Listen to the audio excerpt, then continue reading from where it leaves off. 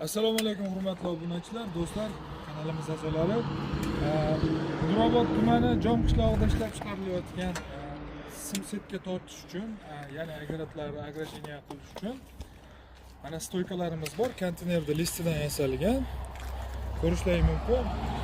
Bu stoykamizni afzalligi sizga ortiqcha ko'p ish tug'dirmaydi. O'zingiz yerga surib ketsangiz ham bo'ladi. Agar baquvvatroq sinsangiz tagiga beton qo'yib qo'ysangiz ham bo'ladi. Bu shunda ham turaveradi, lekin 2 metr balandligi bo'ladi.